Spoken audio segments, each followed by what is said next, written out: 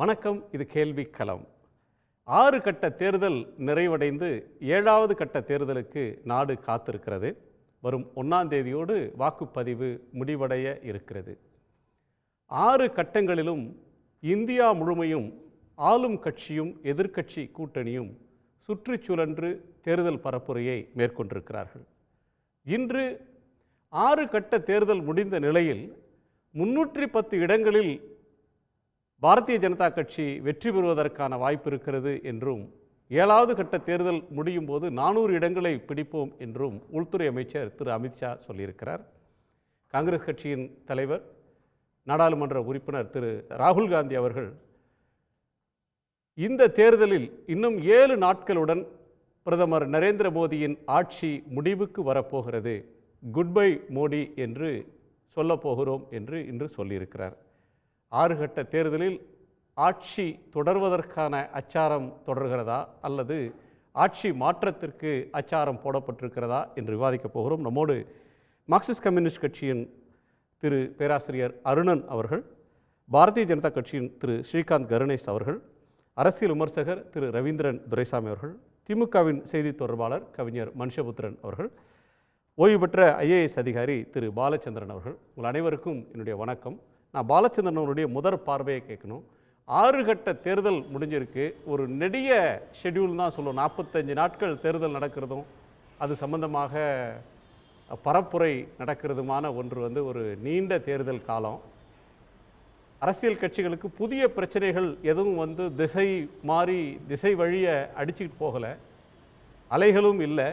இந்த தேர்தலில் தலைவர்களுக்கே பிரச்சாரத்துக்கான கருத்து பஞ்சம் வந்துருச்சோ அப்படின்னு சொல்கிற அளவுக்கு முதற் சுற்றில் என்ன பேசினாங்களோ 2ஆம் சுற்றில் என்ன பேசினாங்களோ அதையே வேறு சொற்களில் பேசுகிற ஒரு தன்மையை பார்க்குறோம். 6 கட்ட தேர்தல் என்ன உணர்வை உங்களுக்கு தருது சார்? இல்லை, இந்த 6 கட்ட தேர்தலில் எதிர்க்கட்சிகள் 10 ஆண்டு காலம் ஆட்சியில் இருந்த பாரதிய ஜனதா கட்சிகிட்ட நீங்கள் இந்த 10 ஆண்டு காலத்தில் என்ன பண்ணினீங்கன்னு கேட்பாங்க. இப்போ பாரதிய ஜனதா கட்சியுடைய உறுப்பினர்கள் தலைவர்கள் சொல்கிறாங்க, நாங்கள் தான் லிஸ்ட்டு போட்டு காமிச்சிருக்கோமேன்னு. ஆனால் எதிர்க்கட்சிகள் முக்கியமாக காங்கிரஸ் 3 கேள்விகளை திரும்ப திரும்ப கேட்குறாங்க. வருஷத்துக்கு 2 கோடி பேருக்கு வேலைவாய்ப்பு தருவேன்னு சொன்னீங்க, அப்போ என்னாச்சு? 20 கோடி பேருக்கு 10 வருஷத்தில் வேலைவாய்ப்பு வந்துருச்சா? விவசாயிகளுடைய வருமானம் இரட்டிப்பாகும்னு சொன்னீங்க, அது வந்துருச்சா? அடுத்தது கேஸ் சிலிண்டர் விலை குறையும், கேஸ் விலை குறையும், பெட்ரோல் விலை குறையும்னு சொன்னீங்களே, அது ஏன் குறையலை? இந்த கேள்விக்கு அவங்ககிட்ட பதில் கிடையாது. இப்போ உதாரணமாக விவசாயிகளுடைய வருமானம் இரட்டிப்பாச்சான்னு கேட்டால், நாங்கள் 3,78,78,18,438 ரூபா அவங்கவுங்க அக்கௌண்ட்டில் போட்டிருக்கோன்னு சொல்லி ஆரம்பிப்பாங்க. ஆனால் கேள்வி அது இல்லை. நீங்கள் விவசாயிகளுடைய வருமானம் இரட்டிப்பாகிற சூழ்நிலையை உருவாக்குனீங்களா? அதுக்கு பதில் கிடையாது. இந்த பதில் இல்லாதனால என்னாச்சு, முதல் 2 கட்டத்தில் இந்த கேள்விகள் திரும்ப திரும்ப எழுப்பப்படும் பொழுது இந்த கேள்விகள் மக்கள் மனதில் பதிந்து விடக்கூடாதுங்கிறதுக்காக வேண்டி திசை திருப்புறதுக்காக பிரதம மந்திரி உட்பட பிரதம மந்திரி துவங்கி பல யுக்திகளை பாரதிய ஜனதா கட்சி கையாண்டது ஆரோக்கியமற்ற அரசியல் பிரச்சாரத்துக்கு வழிவகுத்ததாக இருந்தது என்பது மறுக்க முடியாத உண்மை. இதில் பிரதம மந்திரியை குறை சொல்கிறத விட நான் தேர்தல் ஆணையத்தை இன்னும் அதிகமாக குறை சொல்கிறேன். ஏனென்றால் இதை கண்டும் காணாமல் வாழாவிருந்தது தேர்தல் ஆணையம். இந்த தேர்தல் ஆணையத்தை வரலாறு நிச்சயமாக மன்னிக்காது, அப்படிங்கிறதுல சந்தேகமே கிடையாது. உதாரணமாக 2 பேர் இவங்க பிரதம மந்திரி மேலே ஒரு குற்றச்சாட்டு எழுந்தது. காங்கிரஸ் ஒரு குற்றச்சாட்டு கொடுத்தது, மத துவேஷத்தை கிளப்புற வகையில் பேசுகிறாரு. உடனடியாக பாஜக ஜாதி பிரிவினை பற்றி பேசுகிறாரு. ராகுல் காந்தி மேலே ஒரு குற்றச்சாட்டு கொடுத்தாங்க. இந்த 2 குற்றச்சாட்டுக்கு சட்டப்படி என்ன செய்யணும்? தேர்தல் ஆணையம் 2 தனிப்பட்ட நபர்கள் மேலே அவங்களுக்கு நோட்டீஸ் அனுப்பியிருக்கணும். நோட்டீஸ் அனுப்பி விசாரிக்கணும். விசாரிச்சல் உண்மை இருக்கா, ராகுல் காந்தி உண்மையிலேயே சாதி துவேஷத்தை கிளப்புற மாதிரி பேசியிருந்தாருன்னா அவருக்கு அவங்க என்ன தண்டனை கொடுக்கலாம்னா, 1 நாள் பிரச்சாரத்தில் இருக்காதிங்க, 2 நாள் இருக்காதிங்க, 7 நாள் இருக்காதிங்க, மிக மிஞ்சிய இது தண்டனையாக நீங்கள் 6 வருஷம் தேர்தலே போட்டியிடக்கூடாது. அதே மாதிரி தான் பிரதம மந்திரி திரு நரேந்திர மோடி அவர்களுக்கும். ஆனால் புதுசாக இவங்க என்ன பண்ணாங்க, நேரடியாக அந்த கட்சிகளுக்கு நோட்டீஸ் அனுப்புனாங்க. அது காரணம் என்ன சொன்னாங்க, இல்லை கட்சி சம்மந்தப்பட்டவங்களுக்கு அட்வைஸ் பண்ணிட்டாங்கன்னா அது இன்னும் சிறப்பாக இருக்கும் இல்லையா அப்படின்னு சொல்லி நம்ப முடியாத கீழ்த்தரமான ஒரு எக்ஸ்கியூஸ் காரணத்தை கொடுத்தாங்க. சட்டப்படி மாடல் கோட் ஆஃப் கான்டக்ட் மீறுற தனிப்பட்ட நபர்கள் மேலே நடவடிக்கை எடுக்கக்கூடிய அதிகாரம் உள்ள தேர்தல் ஆணையத்திற்கு அரசியல் கட்சிகள் மேலே நடவடிக்கை எடுக்கக்கூடிய எந்த அதிகாரமும் கிடையாது. அப்போ ஏன் அந்த நோட்டீஸ் அனுப்புனாங்க? அடுத்து கல்கத்தாவில் உள்ள முன்னாள் ஹைகோர்ட் நீதிபதி வந்து தப்பாக பேசினார் அப்படிங்கும்போது அவருக்கு தான் நோட்டீஸ் அனுப்புனாங்க. முன்னுக்கு பின் முரணாக செயல்படுகிற இந்த தேர்தல் ஆணையம் மக்கள் மனதில் மிகப்பெரிய அவநம்பிக்கையை விதைத்தது. இது எல்லாம் சேர்ந்து பாரதிய ஜனதா கட்சி தொடர்ந்து அவர்களுடைய வியூகங்கள் மத துவேஷங்களை கிளப்புவதாக இருந்தனுங்கிறது உண்மை. அதன் காரணமாக திசை திருப்பும் பொழுது காங்கிரஸ் ஒரு நல்ல யுக்தியை கையாண்டாங்க. அவங்க அதுக்கெல்லாம் பதில் சொன்னாங்க. பெண்களுடைய தாலியுடைய தங்கம் முதற்கொண்டு போயிடும்னு சொன்னபோது பிரியங்கா சொன்னாங்க, என் அன்னையின் தாலி போய்விட்டது இந்த நாட்டிற்காக என்பதுதான் உண்மைங்கும் போது இவங்களுக்கு பதில் இல்லை. ஆனால் அதோட பிரியங்கா நிப்பாட்டிக்கல. இதெல்லாம் இருக்கட்டும் ஒரு பக்கம், நாங்கள் கேட்ட அந்த கேள்விக்கு பதில் சொல்லுங்கன்னு மறுபடியும் வருஷத்துக்கு 2 பேருக்கு வேலை வாய்ப்பு என்னாச்சு அப்படின்னு கேட்டாங்க. ஒட்டுமொத்தமாக பார்த்தா இந்த 6 கட்ட தேர்தலில் எதிர்க்கட்சிகள் கையாண்ட கண்ணியத்தை பாரதிய ஜனதா கட்சி கையாளவில்லை. அதற்கு காரணம் தேர்தல் துவங்கும் சமயத்தில் அவர்களுக்கு இருந்த அந்த அளவு மீறிய தன்னம்பிக்கைன்னு சொல்லலாம், ஓவர் கான்ஃபிடன்ஸ், அது குறைய துவங்கியது. தேர்தல் துவங்கும் சமயத்தில் எதிர்க்கட்சிகளுக்கு இருந்த நிலைமையை விட இன்று அதிக கட்டுக்கோப்புடன் அதிக வலிமையுடன் அவர்கள் வந்து விட்டார்கள் என்பது உண்மை. இப்போ காங்கிரஸ் வந்து ஸ்கேல் ஆஃப் 10ல் 10ல் இருந்தாங்க, இவங்க வந்து ஸ்கேல் ஆஃப் 10ல் 2 அல்லது 3ல் இருந்தாங்கன்னா, இன்றைக்கி காங்கிரஸ் வந்து 5க்கு வந்தாங்கன்னா இவங்க 6க்கு போயிட்டாங்களா? அதுதான் கேள்வி. அது மக்கள் தீர்மானிப்பார்கள். ஜூன் 4ஆம் தேதி நாம் அனைவரும் உணர்ந்து கொள்ள முடியும். அவ்வளோதான்.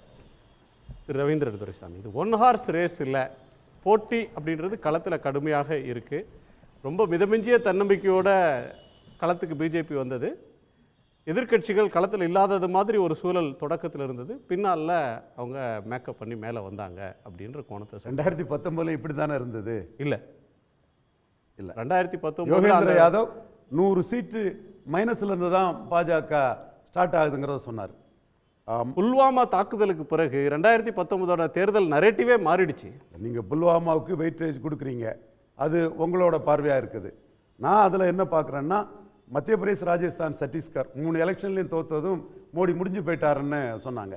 அந்த 3 மாநில தேர்தல்கள்லையும் அங்கே வந்து 3 சீட்டு தவிர சுமார் 62 சீட்டு அங்கே வெற்றி பெற்றாப்புல. இது சமாஜ்வாடி கட்சியும் பகுஜன் சமாஜ் கட்சியும் சேர்ந்து கூட ஆர்எல்டியும் சேர்ந்த போது யூபிஏ முடிஞ்சு போச்சுன்னு சொன்னாங்க. இவங்க கூட முஸ்லீம் சகோதரர்களும் இணைஞ்சிக்கிடுவாங்க, கம்ப்ளீட்டாக அங்கே ஸ்வீப் பண்ணிவிடுவாங்க, ஏன் முடிஞ்சால் அந்த அப்பர் சைடில் நகர்ப்புறங்களில் கொஞ்சம் சீட்டு ஜெயிப்பாங்களே தவிர வேறு எதுவுமே இல்லைங்கிற கருத்தை சொன்னாங்க. இங்கே கர்நாடகாவில் ஜேடிஎஸ் தேவகவுடாவும் காங்கிரஸும் சேரும்போது இங்கேயும் ஸ்வீப் பண்ணிடுவாங்க கருத்து தான் இங்கே இருந்தது. ரபேல் ஊழலில் மோடி இன்வால்வ்ங்கிறத சொன்ன சிவசேனா கூட்டணிக்கு வரும்போது இந்த கூட்டணியெல்லாம் எங்கே பொருந்த போகுது, இது பொருந்தா கூட்டணி ஆயிரும்னு அதை சொன்னாங்க. ஆனால் 3 மாநிலங்களிலும் சரி, மிகப்பெரிய கூட்டணி அமைச்ச உத்தரப்பிரதேசிலும் சரி, மோடி லீடர்ஷிப் லீடர் எபோத பார்ட்டிங்கிற அடிப்படையில் 2வது முறை சாதிச்சுது. 2014லும் லீடர் எபோத பார்ட்டியாக தான் மோடி சாதித்தார். 84ல் ராஜீவ்காந்தி அவர்கள் அன்னை இந்திரா காந்தி அம்மையார் அவர்களுடைய மரணத்தில் கிடைச்ச அலையில் ஒரு மிகப்பெரிய மெஜாரிட்டி பெற்று தனியாட்சி கொஞ்ச காலத்துக்கு பிறகு வந்தது மாதிரி, அதற்கு பிறகு நீண்ட நெடுங்காலத்துக்கு பிறகு மோடி ஒரு தனி ஆட்சியை 2014ல் கொண்டு வந்தார். அது அவர் வந்து 19ல் எளிதாக விழுந்துருவார். இது பேங்க் அக்கௌண்ட்டில் பணம் போடனார், பக்கோடா விற்க சொன்னார், அது இதுன்னு பல விஷயங்களெல்லாம் அவங்க முன்னெடுத்து உறுதியாக தோற்றுருவாருங்க தான் எல்லாருமே பிரச்சாரம் வச்சாங்க. உறுதியாக தோப்பாங்கன்னு எந்த போல்லையுமே சொல்லலைங்களே. அப்போ அந்த தேர்தலில் எந்த போல்லையும் புல்வாமா அட்டாக்குக்கு பிறகு தேர்தலுடைய நரேட்டிவ், பரப்புரை, காட்சி எல்லாமே மாறினது. அதுவும் இப்போ இன்னைக்கு காங்கிரஸ் சொல்லக்கூடிய இது கூட அகில இந்திய அளவில் அன்றைக்கு ஒரே தொகுதியில் மோடியை எதிர்த்து கெஜ்ரிவாலும் போட்டிக்கிட்டாரு, இன்னொரு பக்கம் காங்கிரஸ் போட்டிக்கிட்டுச்சு. பல தொகுதிகளில் எதிர்க்கட்சிகள் சார்பில் ஒற்றை வேட்பாளர் நிறுத்தப்படலை. இந்த தேர்தலில் 1-to-1 அப்படின்ற அளவில் தேர்தலை சுருக்கி இருக்கிறாங்க. 1-to-1ங்கிறதுல கடந்த தேர்தலை விட ஸ்பிரிட்டடாக ஃபைட் நடந்திருக்கு எதிர்க்கட்சின்னு சொல்கிறாங்க. 1-to-1ங்கிறதுல ஆம் ஆத்மியும் காங்கிரஸும் சேர்ந்தது ஓகே, 7 தொகுதியில் சேர்ந்துருக்காங்க. பட் மோடியோட ஸ்ட்ரென்த் வந்து 2019 பார்லிமெண்ட் ஸ்ட்ரென்த்து 57% இருக்குது. இவங்களுக்கு இடையில் ஒரு கெமிஸ்ட்ரிங்கிறதும் லேக் ஆன் ஆகுது. பட் கெஜ்ரிவால் கைதுக்கு ஒரு சிம்பதி இருக்குன்னு நான் கணக்கு போடுறேன். அதில் ஒரு சில தொகுதிகள் 4 தொகுதியில் 1-2 தொகுதிகளில் ஒரு பிரச்சனைகள் வரலாம் என்னோட ஒரு பார்வையில். பட் அலையன்ஸ் ஒர்க் அவுட் ஆகாமல் போகிறதுல அது சிக்கலும் வர்றதுக்கும் வாய்ப்பு உண்டு. அடுத்தபடியாக யூபியில் சமாஜ்வாடி, ஆர்எல்டி, பிஎஸ்பி அலையன்ஸோட காங்கிரஸ் எஸ்பி அலையன்ஸ் வந்து அரித்மெட்டிக்கலி வீக்காக தான் இருக்குது. இன்னும் சொல்ல போனால் காங்கிரஸுக்கு கிரவுண்டில் இல்லை. ஒரு சில காங்கிரஸ் ஆதரவாளர்கள் ஊடகத்திலையும் கருத்தை உருவாக்குறதுலையும் ஒரு சில பத்திரிகைகளையும் வந்து காங்கிரஸை பற்றிய ஒரு கட்டமைப்பு உருவாக்குங்களே தவிர களத்துக்குள்ளே காங்கிரஸ் இல்லாதனால தான் தொடர் தோல்வியில் காங்கிரஸ் இருக்கக்கூடிய பகுதிகளில் போலிங்கே ரொம்ப குறைவாக இருக்குது. அதே வேளையில் நான் கர்நாடகாவில் வந்து 2% அதிகமாக போலிங் ஆகிருக்குதுன்னா ஷுவர்லி சித்தாராமையாவும் இவர் சிவகுமாரும் ஒர்க் பண்ணியிருக்காங்க, போலிங் கூடியிருக்கு. தெலுங்கானாவில் காங்கிரஸ் போலிங்கை கூட்டியிருக்காங்கன்னா ரேவந்த் ரெட்டி ஒர்க் பண்ணியிருக்காரு, போலிங் கூடியிருக்கு. மற்ற பகுதிகளில் காங்கிரஸ் வந்து களத்துக்குள்ள குஜராத்னாலும் சரி மத்திய பிரதேசனாலும் சரி கேண்டிடேட்டை இந்தூர் கேண்டிடேட்டை விலகிட்டாரு, சூரத் கேண்டிடேட்டை விலகிட்டாரு. போலிங் குறைவாக இருக்கிறது காரணம் அமித்ஷா என்ன விலகிட்டாரா, விளக்கப்பட்டாங்களா, ஓகே வளைக்கப்பட்டாங்களா? நீங்கள் வந்து அவங்களுக்கு மீண்டும் காங்கிரஸ் ஆட்சி தான் நம்பிக்கை இருந்ததுன்னா வளைக்க முடியாது. அதுவும் நான் ப்ராக்டிக்கலாக மெட்டீரியலாட்டே பேசுகிறேன். பொலிட்டிஷியனை வந்து மீண்டும் அவங்க வருவாங்க அந்த கான்ஃபிடன்ஸ் இருந்தால் வளைக்க முடியாதுங்கிறது உங்களுக்கு தெரியாதது அல்ல. இன்னொன்றும் சொல்லலாம், இப்படியும் சொல்லலாம், என்ன யார் வெற்றி பெற்றாலும் நின்னாலும் வெற்றி எனக்கு தானே, நான் வளைக்க வேண்டிய அவசியமே இல்லை. இவ்வளவு கான்ஃபிடென்ட்டாக இருக்கக்கூடிய ஒருத்தங்க எதிரியை களத்தை விட்டு அகற்றணும் அப்படின்ற அவசியம் இல்லை. அந்த கோணமும் இருக்கு. Abundant caution one must be alert in politics. இதில் காம்ப்ளசண்டாக இருக்கக்கூடாது, ரொம்ப குய்வைவா அறம் இல்லையே, போட்டி இல்லாத ஒரு இதுக்கு போகிறது அறம் இல்லையே. சரி, மனுஷ கருத்தை கேட்டுரு. அவர் சிரிச்சிட்டாரு, அதில் சொல்லுவார், சிரிப்போட சொல்லுவார். யார் 4ஆம் தேதி சிரிக்க போகிறாங்கன்றது தான் முக்கியம். கண்டிப்பாக அது 2019 மாதிரி தான் இருக்கும். பார்ப்போம். கேள்வியை கேட்கல நீங்க, அவர் விட்டு எடுத்து நீங்க தொடரலாம். இல்லை, அதாவது நீங்கள் இந்த எலெக்ஷனில் வந்து கருத்துக்களுக்கான ஒரு பஞ்சம், அதாவது தலைவர்கள்ட்டே வந்து பார்த்திங்கன்னா வந்து ஒரு பெரிய நரேஷன் இல்லை அப்படிங்கிற ஒரு விஷயத்தை நீங்கள் சுட்டி காட்டினீங்க. ஆனால் நீங்கள் நல்லா கவனித்து பார்த்தீங்கன்னா இந்தியா கூட்டணிக்கு ஒரு சட்டத்தெளிவான நேஷ்னல் வைஸ் ஒரு நரேஷன் இருந்தது. ஒரு கார்ப்பரேட் ஆதரவு ஆட்சி அகற்றப்பட வேண்டும், அதே போல் ஒரு ஜனநாயக விரோத ஆட்சி அகற்றப்பட வேண்டும், கான்ஸ்டியூஷனுக்கு எதிராக கான்ஸ்டியூஷனை ஒழித்து கட்ட வேண்டும் என்று நினைக்கக்கூடிய ஒரு ஆட்சி அகற்றப்பட வேண்டும் என்பதை திட்டத் தெளிவாக முதல் நாளிலிருந்து இந்தியா கூட்டணி அதனுடைய தலைவர்கள் நாடு முழுக்க பேசி கொண்டிருக்கிறாங்க. இதில் எந்த மாற்றமே இல்லை. ஆனால் பாஜகவுக்கு என்ன நரேஷன் இருந்ததுங்கிறத யோசிச்சு பாருங்கள். தமிழ்நாட்டில் ஒரு நரேஷன், அதே ஒரிசாவுக்கு போனால் அதுக்கு நேர்மாற்றி, இங்கே எனக்கு திருவள்ளுவரை பிடிக்கும், தமிழை பிடிக்கும் அப்படின்னு இங்கே ஒரு ட்ராமா. அங்கே போனோன்னு வந்து ஒரு ஆஃபீஸர் ஒருத்தர் ரிசைன் பண்ணிட்டு போய் அங்கே பிஜு பட்நாயக் கூட சேர்ந்தாருங்கிறதுக்காக தமிழர்கள் வந்து நம்மளை ஆளலாமா அப்படின்னு அங்கே போயிட்டு வந்து, அதே மாதிரி வந்து மற்ற இடங்களில் சில இடங்களில் போயிட்டு முஸ்லீம்கள் வந்து உங்கள் சொத்தெல்லாம் பிடிக்குவாங்க, உங்கள்கிட்ட வந்து பிடிங்கி கொடுத்துருவாங்க, இந்தியா கூட்டணி வந்து பிடிங்கி கொடுத்துரும் அப்படின்னு அங்கே ஒரு மதவெறி பேச்சு. ஒவ்வொரு ஸ்டேட்லேயும் அதாவது அவங்க தன்னை தேசிய கட்சின்னு சொல்லிக்கிறதுக்கு முதல்ல அவங்களுக்கு எந்த அருகதையும் கிடையாது. மோடி தன்னை ஒரு தேசிய தலைவர்னு சொல்லிக்கிறதுக்கு அவருக்கு எந்த அருகதையும் கிடையாது. ஏன் சொல்கிறேன்னா, இந்த நாட்டிற்கான பிரச்சனை அல்லது ஒட்டுமொத்த இந்தியாவிற்கான பொருளாதார பிரச்சனை. சீனாவை பற்றி எங்கேயாவது பேசினாரா? இன்றைக்கி சீனா வந்து நம்மளை வந்து ஆக்கிரமிச்சு வச்சுக்கிட்டு இருக்கு. புல்வாமாவை வச்சு போன எலெக்ஷனில் வந்து ஒரு கேம்பெயின் பண்ணாங்க. சீனா ஆக்கிரமிப்பு பெரிய பிரச்சனை தானே, ஏன் அது எலெக்ஷன் இஷ்யூவாக மாறல? சீனா கிட்ட உங்களுக்கு அப்படி என்ன பயம்? சீனா ஆக்கிரமித்து கொண்டு இருக்கிறது, அதை எதிர்த்து நான் ஃபைட் பண்ணுவேன் அப்படின்னு ஏன் மோடி பேசலை? அது ஏன் நேஷனல் நரேஷனாக மாறலைங்க? பாகிஸ்தான், முஸ்லீம், இந்த நரேஷன் உங்களுக்கு உங்கள் இந்துத்துவ பாலிடிக்ஸ் செட் ஆகும். ஆனால் சீனாவை பற்றி பேசுகிறப்போ அவங்களுக்கு அது ஓட்ட தரும் அப்படின்ற நம்பிக்கையில் தான் தேர்தல் நேரத்தில் பேசுகிறாங்க. எதை கிளப்பி விட்டா தங்களுக்கு ஆதாயம் இருக்கோ பேசுகிறாங்க. இல்லை, அதைத்தான் சொல்கிறேன். ஆனால் இவங்க வந்து இந்த தேசத்துக்காக நிற்கிறேன்னு சொல்கிறாங்க இல்லையா, இது ஒரு நேஷனல் இஷ்யூவாக நீங்கள் எடுத்துருக்கணும்ல, ஏன் எடுக்கலை? அப்புறம் எதிர்க்கட்சி தலைவர்களை எந்த அளவுக்கு கீழ்த்தரமாக போய் அவமானப்படுத்த முடியுமோ படுத்தினா மக்கள்கிட்ட வந்து பார்த்திங்கன்னா ஜெயிச்சிடலான்னு நினைக்கிறாங்க. ஒரு நாட்டில் ஒரே தேர்தல்னு பேசுகிறாங்க, ஆனால் பிஜேபிக்கு ஏதாவது ஒரு அஜெண்டா இருக்காதுல்ல. முதல் நாளில் இருந்து அவங்க தன்னுடைய தோல்வியை உணர ஆரம்பிச்சிட்டாங்க. தமிழ்நாட்டுக்கு திரும்ப திரும்ப அவர் வந்தார். தமிழ்நாட்டுக்கு வந்து போனதுக்கு அப்புறமே அவங்களுடைய கான்ஃபிடன்ஸ் லெவல் ரொம்ப கீழே போயிடுச்சு. அதோடு மட்டும் இல்லாமல் நீங்கள் ஒரு தேர்தலை எதிர்கொள்கிற போது உங்களுக்கு ஒரு பிரதமராக நீங்கள் வகிக்கக்கூடிய பதவிக்கு தகுந்த ஒரு பேச்சை எங்கேயாவது பேசுனீங்களா? எங்கேயுமே கிடையாது. அதாவது பாஜகவினுடைய 3ஆம் தர பேச்சாளர்கள் என்ன பேசுவார்களோ அதை ஒரு பிரதமர் பேசுகிறார். உலக நாடுகள் அதிர்ச்சி அடைகின்றன, அதாவது அதிருப்தி தெரிவிக்கின்றன. இந்தியாவைச் சேர்ந்த ஒரு பிரதமர் இந்த அளவிற்கு கீழே இறங்கி பேசுவாரா என்று. காரணம் என்னவென்றால் தோல்வி பயம். இன்னைக்கு அவர் வந்து இப்ப திரு ரவீந்திரன் இல்ல தியானத்துக்கு வந்து அமர்றாருன்னு சொல்றாரு. அவர் தியானத்துக்கு வந்து அமர்ற சமயத்தில் இந்தியா கூட்டணி வந்து பார்த்தீங்கன்னா அடுத்த பிரதமர் யாருன்னு அவங்க வந்து திட்டமிடுறதுக்காக வந்து கூடுறாங்க. மோடி தனக்கு ஒரு நீண்ட ஓய்வு தேவை என்பதை அவர் புரிந்து கொண்டு விட்டார். அவரின் தியானம் என்பது தனக்குரிய இடம் என்பதை அவர் புரிந்து கொண்டு விட்டார். அவருக்கு இந்த ஓய்வு தேவை. சார் 2019 தேர்தல் தான் இப்போதும் அந்த முடிவு தான் இப்போதும் ஏறத்தாழ எதிரொலிக்கும். 300 இடங்களுக்கு மேலே பிஜேபி வரும் அப்படின்னு திரு ரவீந்திரன் சொல்றாரு. அவரோடதுல ஒரு 3 டிஸ்கவுண்ட்டு மட்டும் கொடுக்குறாரு. ஒன்று, கெஜ்ரிவாலுக்கு ஒரு சின்ன சிம்பத்தி வந்திருக்கும், அந்த மாநிலத்தில் சில இடங்கள் கூடுதலாக பெறலாம் எதிர்க்கட்சி. கர்நாடகாவில் சித்தராமையா ஆட்சினால் அங்கே கொஞ்சம் அவங்களுக்கு கூடுதல் இடம் கிடைக்கலாம். தெலுங்கானாவில் ரேவந்த் ரெட்டினால் கூட இடம் கிடைக்கலாம். மற்றபடி உத்தரப்பிரதேசம், மத்திய பிரதேசம், அந்த வட மாநிலங்களில் பிஜேபி தான் உயர்ந்து இல்லை. இப்போ நிற்கும். தேர்தல் வந்து காங்கிரஸுக்கும் பிஜேபிக்குமா, இந்தியா கூட்டணிக்கும் பிஜேபிக்குமா? பல மாநிலங்களில் மாநில கட்சிகள் வலுவாக இருக்கின்றன. காங்கிரஸ் எங்கெல்லாம் வீக்காக இருக்கோ அங்கே பாஜக வந்து ஸ்ட்ராங்காக இல்லை. பல மாநிலங்களில் மாநில கட்சிகள் ரொம்ப ஸ்ட்ராங்காக இருக்காங்க, கடுமையான எதிர்ப்பை வந்து முன்வைக்கிறாங்க. அப்படி பார்க்குற போது இவர்கள் காங்கிரஸ் வெர்சஸ் பாஜகன்னு ஒரு நரேஷனை கட்டமைக்கிறாங்க இல்லையா? காங்கிரஸ் ஏதோ இந்த எலெக்ஷன் வந்து மோடி வெர்சஸ் ராகுலும் இல்லை, பிஜேபி வெர்சஸ் காங்கிரஸும் இல்லை. நிச்சயமாக இது முழுக்க முழுக்க இந்தியா கூட்டணிக்கும் பாஜகவுக்கும் இடையிலான ஒரு தேர்தல். இதுவரைக்கும் இதுக்கு முன்னாடி நடந்த தேர்தலில் அவர்கள் பெற்ற ஆதாயம் என்னன்னு கேட்டிங்கன்னா, போன தேர்தலில் ஃபெயிலான விஷயம் எதிர்க்கட்சிகளுடைய ஒற்றுமை. இப்போ கூட சொல்கிறேன். இப்போ உதாரணமாக வந்து பார்த்திங்கன்னா மம்தா பானர்ஜி வந்து அங்கே தனிச்சு நிற்கிறாங்கன்னு வைங்க. போஸ்ட்போல் அலையன்ஸில் அவங்க நிச்சயமாக இந்தியா கூட்டணி தான் சப்போர்ட் பண்ணுவாங்க, ஒருபோதும் பாஜகவை சப்போர்ட் பண்ண மாட்டாங்க. இப்போவே அவங்க அதான் சொல்கிறாங்க, நான் இந்தியா கூட்டணியில் தான் இருக்கேன்றாங்க. இந்தியா கூட்டணியில் தான் இருக்காங்க. அப்போ என்னென்னா தேர்தல் அரித்தமேட்டிக்காக நாங்கள் தனித்து நின்றால் அதிகமான சீட்டுகளை வாங்க முடியும்னு அவங்க நம்புகிறாங்க. ஆனால் கொள்கை ரீதியாக அவங்க இந்தியா கூட்டணி முரண்பட்டு நிற்கல. ஆனால் பாஜகவுக்கு எதிர்நிலையில் நிற்கிறாங்க. இல்லை, பாயிண்ட் வந்து வெஸ்ட் பெங்காலில் யார் அதிக இடங்களை பெற போகிறாங்க? போன முறை பெற்றது மாதிரி 22-18 அவங்க ஏறத்தாழ பிஜேபி 18 இடங்கள் பெற்றாங்க. இப்போ அதே 18 பெறுவாங்களா, கூட பெறுவாங்களா? நிச்சயமாக ஒரிசால அவர் ஏறத்தாழ ஒரு பிஜேபிக்காரர் தான், பிஜேபி ஆதரவாளராக தான் பிஜு பட்நாயக் இருந்து வந்தார் இத்தனாலும்.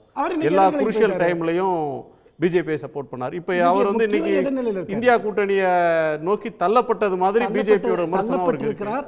முற்றிலுமாக இன்னைக்கு பிஜேபி வந்து இன்னைக்கு மோடி பிஜு பட்நாயக் எதிராக என்ன வாய்ஸில் பேசுறாருங்கிறத நீங்க பாருங்க. நேற்று வரைக்கும் ஒன்றா இருந்தாங்க.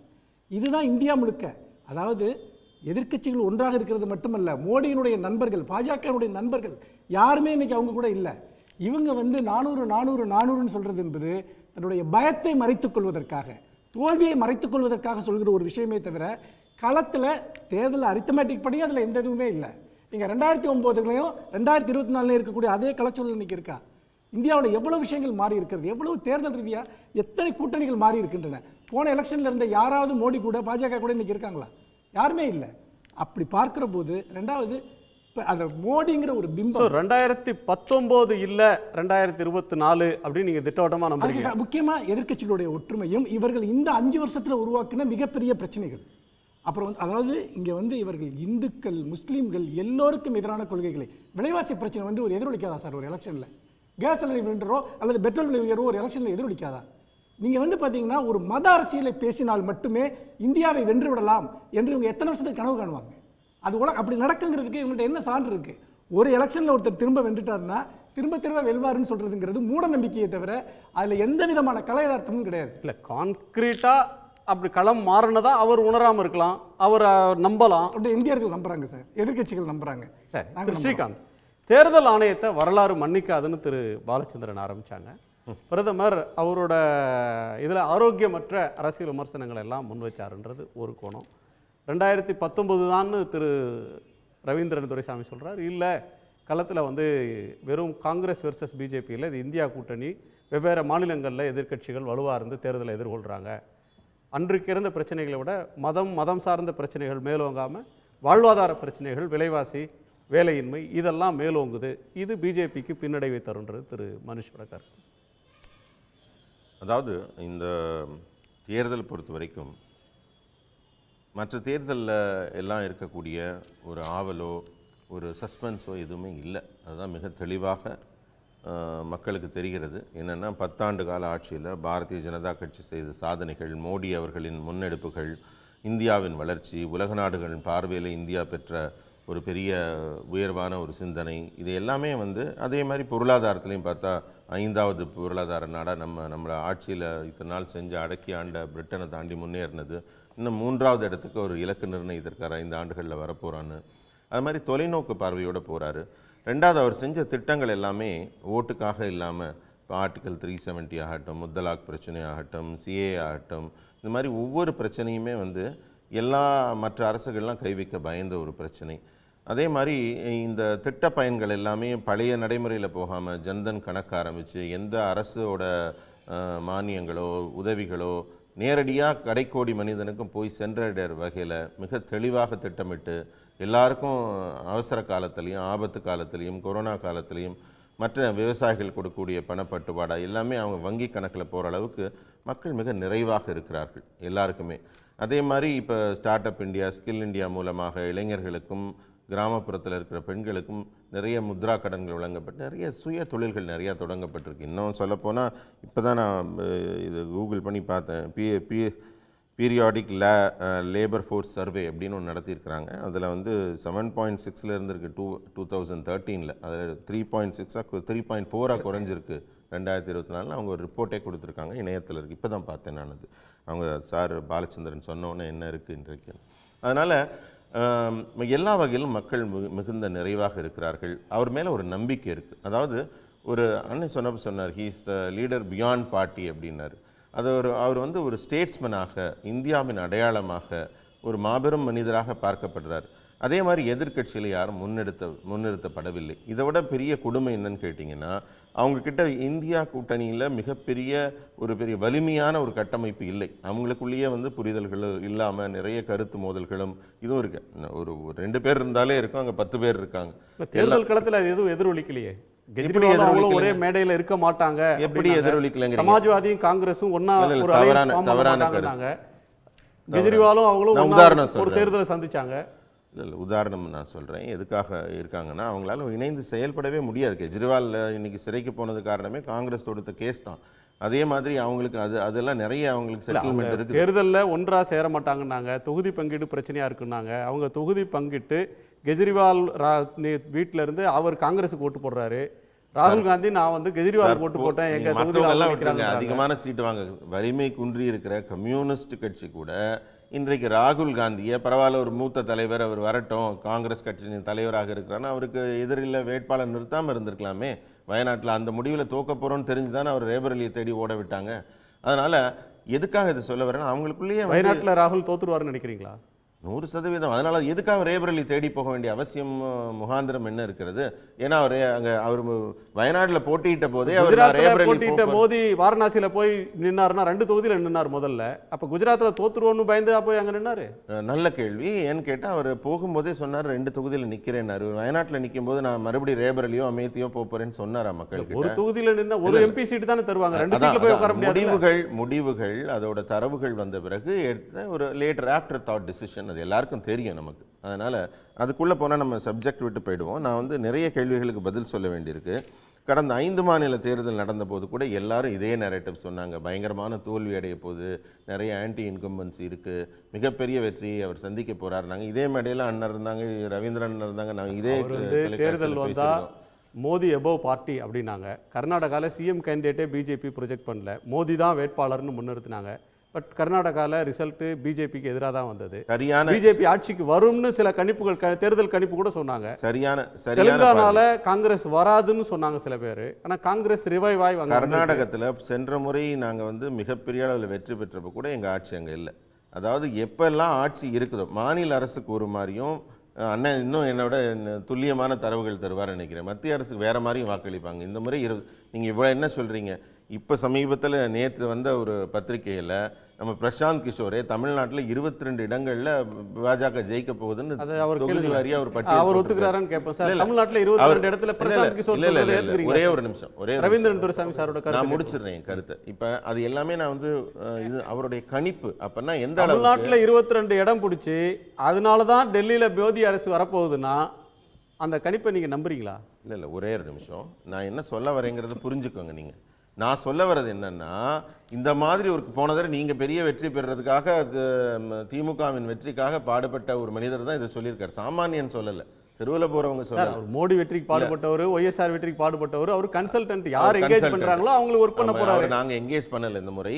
அவர் தான் மோடி இதுக்கு 2014 எலெக்ஷன்ல பிராண்ட் மோடி குஜராத் வளர்ச்சி வாஸ்தவம். இப்ப நான் சொல்ல வர கருத்து வேற.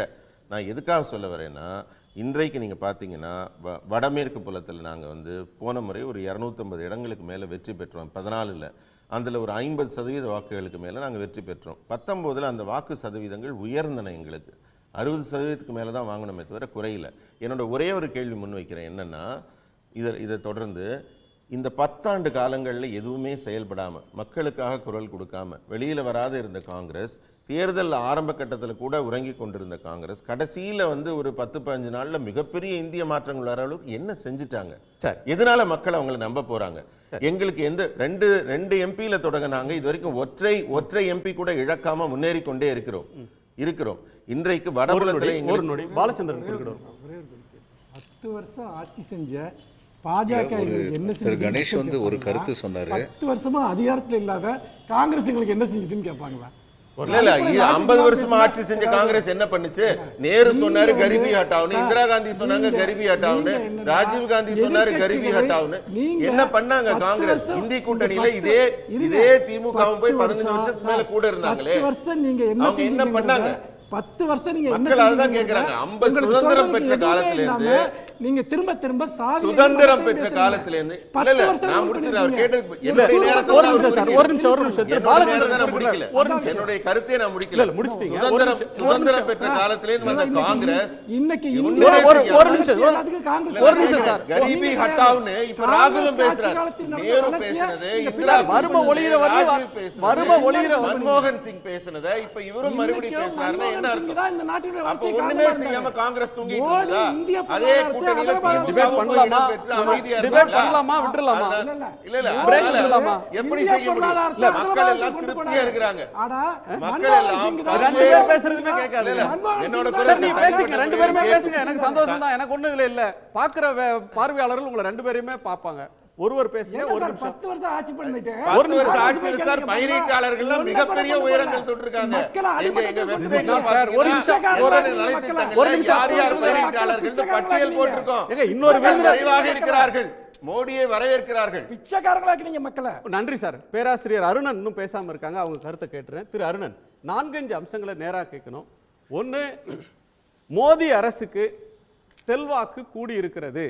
2019ஓட ஒரு மக்களிடம் சோர்வு வரல, அவருக்கு ஏற்றம் தான் இருக்கு அப்படின்னு ஒரு கருத்து. மோடியின் மீதான நம்பிக்கை மக்கள்கிட்ட அதிகரிச்சிருக்கு, அவர் ஒரு ஸ்டேட்ஸ்மேனா உயர்ந்து நிற்கிறார். அதுக்கு ஈக்குவலா எதிர்த்தரப்புல வலிமையான தலைவர்கள் இல்லை, மக்கள் நிறைவாக இருக்கிறாங்க இந்த ஆட்சியில். இப்படி பல கருத்துக்களை பாஜக முன்வைக்கிறாங்க. நான் அதற்கு பதில் அப்படின்னு கேட்கறதுக்கு பதிலாக 2019 தேர்தலையும் இந்த தேர்தலையும் நீங்க எப்படி ஒப்பிடுறீங்க? எப்படி ஒப்பிடணும் என்பதற்கு நம்முடைய பாஜக நண்பர் கடைசியாக பேசிய அந்த பேச்சு ரொம்ப முக்கியம். போட்டாரே ஒரு போர்டு, பிரசாந்த் கிஷோரை மேற்கோள் காமிச்சு, தமிழ்நாட்டிலே 22 இடங்களில் ஜெயிக்க போகுதியா பாஜக கூட்டணி அப்படின்னு பிரசாந்த் கிஷோர் சொன்னதை இவர் நம்புகிறாருன்னா, இதை கேட்குற தமிழ்நாட்டு மக்கள், குறிப்பாக வாக்களித்த வாக்காளர் பெருமக்கள் சிரிப்பாக, உண்மையாக ரொம்ப அருமையான இந்த ஆண்டின் நகைச்சுவை என்று சிரிப்பாங்க. எப்படி சொல்ல மனசு வந்துச்சு அந்த பாஜகக்காரருக்கு? அவங்களுடைய தலைவர் அண்ணாமலை கூட இப்போ ஒரு செய்தியை பார்த்துட்டு வந்தேன். ஐயா எத்தனை சீட்டு ஜெயிப்போங்கிறது பிரச்சனை இல்லையா, எவ்வளவு ஓட்டு வாங்குவோம் அதுதான் அப்படின்னு சொன்னதாக ஒரு செய்தி வந்திருக்கு. என்னங்க அவங்க, அதாவது ஒரு தன்னம்பிக்கையோடு பேசலாம், ஆசையை வெளிப்படலாம், ஆனால் கொடுக்குற ஆதாரம் அந்த தரவு என்பது அர்த்தத்தோடு இருக்கணும். அவர் பிரசாந்த் கிஷோர் சொல்லிட்டார், அவர் என்ன பெரிய தீர்க்கதரிசியா, அவர் எந்த அளவுக்கு தமிழ்நாட்டில் பாஜக இருங்க ஐயா, நீங்கள் எங்கே பார்வையாக சொன்னீங்க, எல்லாரும் கேட்ட பிறகு டபக்குன்னு மாறுறீங்க. அப்படி 22 சீட்டு ஜெயிக்கும்னு சொல்லக்கூடிய ஒரு கணிப்பாளருடைய கணிப்பினுடைய அருகதை பற்றி தெரிந்து கொள்ளணும் தமிழ்நாட்டு மக்கள். அடுத்து 2-3 பாயிண்ட் கேட்டீங்க. குணா.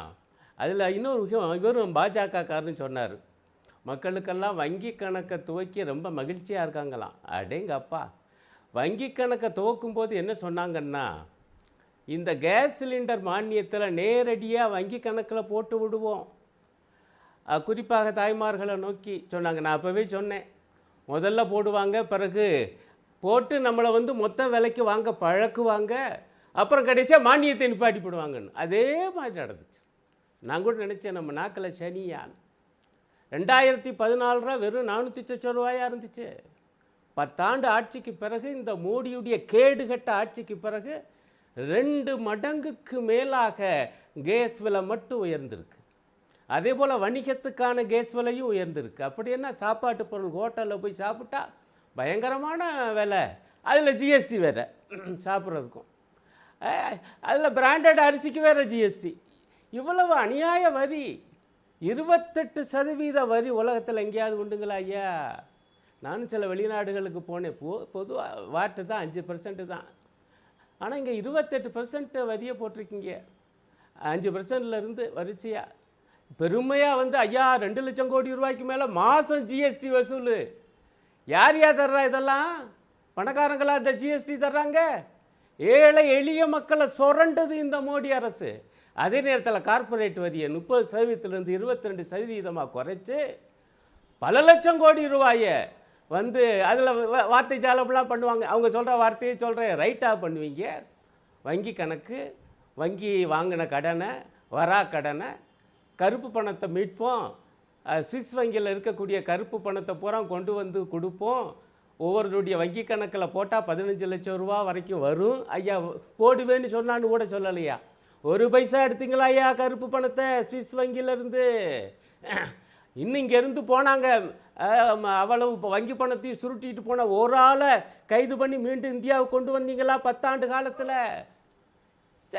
மக்கள்லாம் ரொம்ப திருப்தியாக, ரொம்ப அற்புதமாக, எங்கே அற்புதமாக இருக்கா எனக்கு புரியல. இன்னொன்று, அவர் ஸ்டேட்ஸ்மேனாக உயர்ந்துட்டார். என்ன தெரியுமாச்சு, இந்த ராஜஸ்தானில் பேசினாரே இந்த நாட்டு பிரதம மந்திரி, அப்படி ஒரு பேச்சு. ஐயா மக்களே, இந்த இந்தியா கூட்டணிக்காரங்க, அவர் இந்தியான்னு சொல்ல மாட்டார் பிரதம மந்திரி, இண்டி கூட்டணிங்கிறார். நான் அந்த பேச்சை கேட்டு, எனக்கு ஹிந்தி தெரியாது, ஆனால் எப்படி பேசுகிறாருன்னு. இண்டி கூட்டணிக்காரங்க ஆட்சிக்கு வந்தால், மக்களே உங்களுடைய பெண்களுடைய தாலி அதை எடுத்து அந்த தங்கத்தை முஸ்லீம் மக்களுக்கு கொடுத்து விடுவாங்க. உங்ககிட்ட 2 எருமை மாடு இருந்தால் அதில் 1 எருமை மாட்டை முஸ்லீம் மக்கள் கொடுத்துடுவாங்க. இந்த மாதிரி ஒரு கேவலமான பேச்சு இதுவரைக்கும் இந்திய வரலாற்றில் எந்த பிரதமரும் பேசாத பேச்சு.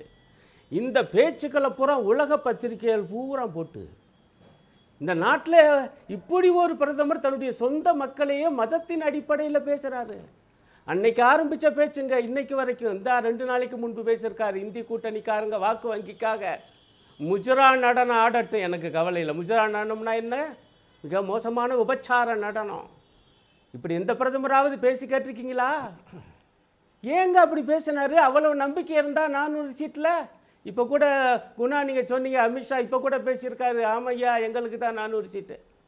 400 சீட்டு கிடைக்கும் என்று நினைக்கக்கூடிய ஒரு பிரதம மந்திரி இவ்வளவு கேவலமாக பேசுவாருங்களா ஐயா? 2 கட்டம் வரைக்கும் அப்படி பேசலை, நினச்சி பாருங்கள். 3வது கட்டத்திலிருந்து தான் இத்தகைய மிக மோசமான பேச்சுக்கள் இந்த நாட்டு பிரதம மந்திரி பேசினார்.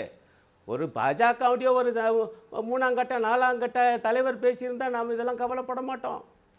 ஆனால் இந்த நாட்டு பிரதமரே பேசினான்னா, இந்த பரப்புரையில் பாஜகவின் இதர தலைவர்கள் எல்லாம் எப்படி பேசியிருப்பாங்க என்பதை உங்களுடைய கற்பனைக்கே விட்டு விடுகிறேன் நேயர்களே.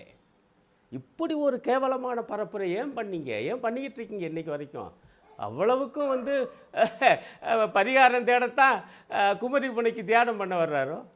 என்னங்க கொடுமை, ஏங்க அப்படி பேசுகிறீங்க? அப்படி பேசுனா என்ன அர்த்தம்? தோல்வி பயம். நான் சொல்கிறேன், தோல்வி பயம். இன்னும் நான் ஆதாரத்தோடு பேச முடியும். ஒன்று தெற்க என்ன இல்லை, தெற்க என்னென்னமோ கணக்கு கொடுத்தாங்களே. ஏங்க இந்த ரேவண்ணா விவகாரம், அப்பா ரேவண்ணா மகன் ரேவண்ணாவுக்கு பிறகு கர்நாடகாவில் என்னங்க ஜெயிப்பாங்க? கர்நாடகா ஒன்று தானுங்க அவங்களுக்கு நம்பிக்கையாக இருந்துச்சு. அதில் நம்பிக்கை இல்லாதனால தானே 14 சீட்டுக்கு வாக்குப்பதிவு முடிஞ்ச பிறகு 3000 கோடி கொடுத்தாரு. ஏங்க கேரளா பற்றி சொன்னாங்களே, இருக்கட்டுங்க, எங்களுக்கு அவங்களுக்கும் போட்டி தான், இதில் ஒன்றும் ரகசியம் கிடையாது, வெளிப்படையானது. ஆனால் பாஜக ஜெயிக்குங்களா ஐயா? 1 சீட்டாவது ஜெயிக்குமா? ஜெயிக்கும்னு சொன்னால் தமிழ்நாட்டில் 22 சீட்டு ஜெயிக்கும்னு சொன்ன மாதிரி தான். தெலுங்கானாவில் யாருக்கு இடையில போட்டி? காங்கிரஸ் நேரத்தில் பிஜேபி ஆட்சியின் மீது முன்வைக்கக்கூடிய விமர்சனங்கள் அப்படின்றது ஒரு பக்கம் இருக்கட்டும். காங்கிரஸ் எதிர்க்கட்சிகள் விமர்சனத்தை முன்வைக்கிறாங்க, எதிர்க்கட்சிகளை பார்த்து பிஜேபி விமர்சனங்களை முன்வைக்குது. ஆட்சிக்கு வந்தால் என்னெல்லாம் நடந்துரும்னு அவங்க சில விமர்சனங்களை முன்வைக்கிறாங்க. 6 கட்ட தேர்தல் முடிஞ்சிருக்கிற இந்த நேரத்தில் 2004 தேர்தல் முடிவை தீர்மானித்தது தமிழ்நாட்டோட 40க்கு 40, ஆந்திராவோட வெற்றி, ஒய்எஸ்ஆர் பெற்று தந்த வெற்றி. அது வந்து அன்றைக்கி ஒரு ஆட்சி மாற்றத்தை தந்தது. மோடி அவர்களுக்கு ஒரு தனி மெஜாரிட்டி பிஜேபிக்கு கிடைக்கிறதுக்கு முக்கியமான காரணம் வட இந்தியாவில், குறிப்பாக உத்தரப்பிரதேசம், மத்திய பிரதேசம், ராஜஸ்தான், மேற்கில் குஜராத், இங்கே வந்து மிக கணிசமான இடங்களில் வெற்றி பெறுறாங்க.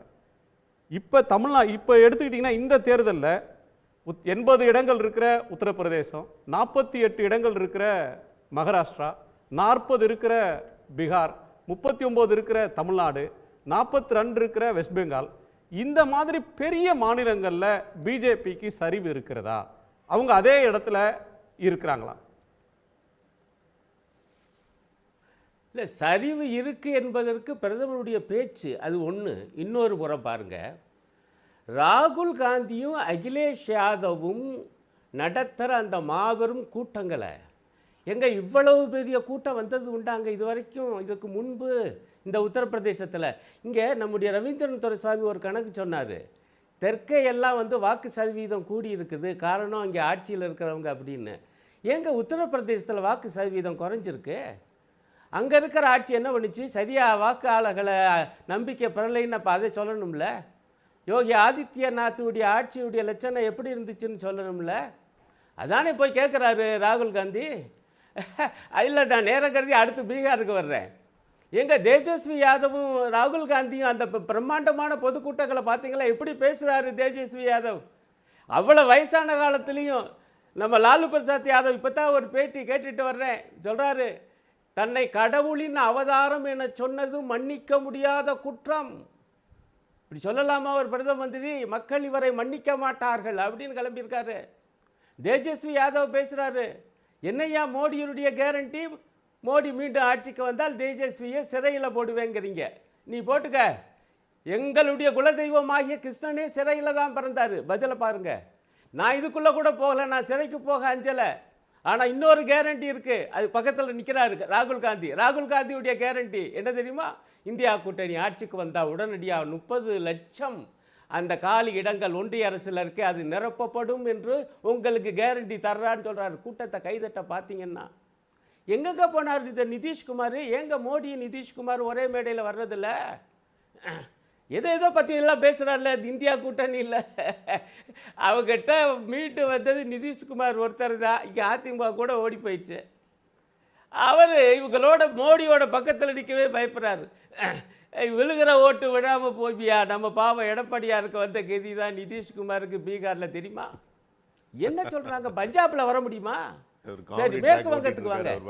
மேற்கு வங்கத்தில் பாஜக இருங்க ஐயா, இருங்க. நீங்க நேரம் பேசுறீங்க, நம்ம கடைசியா இப்ப மற்றவங்க இருக்கிறாங்க. இருங்க ஐயா, முடிச்சத பாருங்க. அதான் அவர் பொறுக்கல. இல்ல, ஒரே ஒரு பாயிண்ட் தான். குணா அவரை நிப்பாட்டுங்க, வேண்டும்னே தலையிறார். இல்ல, எவ்வளவு மோசமான ஒரு பிரச்சாரத்தை பாஜக மேற்கு வங்கத்தில் பண்ணிச்சு என்று உச்ச நீதிமன்றம் கண்டிச்சிருக்குங்க ஐயா. படு கேவலமான ஒரு போஸ்டரு, படு கேவலமான ஒரு விளம்பரம். அது கல்கத்தா உயர் நீதிமன்றம் தடை பண்ணுது. அதை வெளியிடணும்னு சொல்லி உச்ச நீதிமன்றத்துக்கு போனால் உச்ச நீதிமன்ற நீதிபதிகள் சொல்கிறாங்க, அந்த பாஜக விளம்பரத்தை பார்த்து நாங்கள் நொந்து போயிட்டோம். இப்படியெல்லாம் அடுத்த கட்சியை பற்றி இவ்வளோ கேவலமாக விளம்பரம் போடக்கூடாது, தடை செய்தது சரி அப்படிங்குது. ஏன் இவ்வளோ கேவலமான பிரச்சாரத்துக்கு போகிறீங்க மேற்கு வங்கத்தில்? அப்படின்னா ஏற்கனவே ஜெயிச்ச இடங்கள் கூட அங்கே வரமாட்டீங்க. மகாராஷ்டிராவிலேயே சிக்கல் தெரியுமா? பெருங்கூட்டம் கூடுது. இதெல்லாம் நன்றி.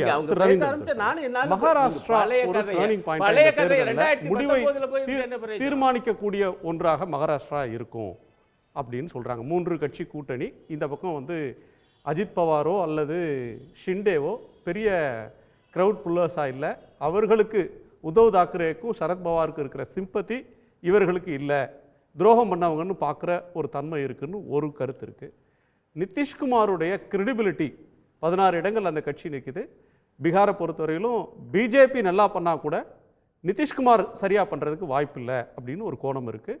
ராகுல் காந்தி சொல்கிறார், எங்களுக்கு வர்ற கூட்டத்தை வச்சு பார்த்தா 40க்கு 40 பீகாரில் ஜெயிப்போம்னு சொல்கிறார்.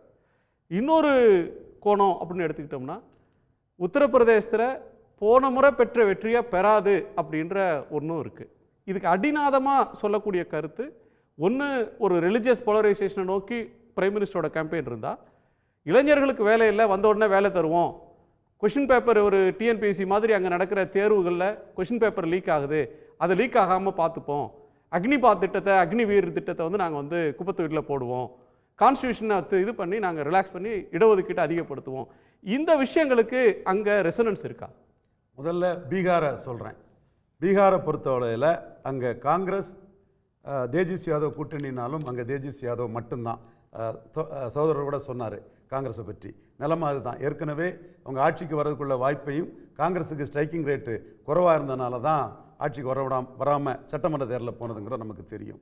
பீகாரில் அங்கே இல்லை ஓவைசிலாம் இது ஓவைசியும் பகுஜன் சமாஜ் யானை மாயாவதியோட யானையும் இல்லைன்னா அங்கே ஆட்சியை பிடிச்சிருப்பார் சார் அந்த எலெக்ஷனில். அவர் காங்கிரஸும் ரொம்ப நேரமாக தான் போனார். காங்கிரஸுக்கும் பெரிய அளவு இது பண்ணிச்சு. மக்களவை தேர்தல் இன்னைக்கு நிதிஷ்குமார் இங்கே வந்திருக்காங்கன்னா, பீகாரை விட்டு கொடுத்துருக்காங்கன்னா, பார்லிமெண்ட் முக்கியங்கிறதுக்காக விட்டு கொடுத்துருக்காங்க. ரொம்ப கம்ஃபர்டபுள் பொசிஷனில் தான் பீகாரில் இருக்கிறாங்க.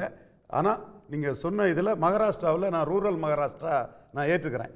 ரூரல் மகாராஷ்டிராவில் இவர் அஜித் பவார், ஷிண்டே இவங்களை விட சரத்பவாருக்கு சிம்பதி ஜாஸ்தி இருக்குது.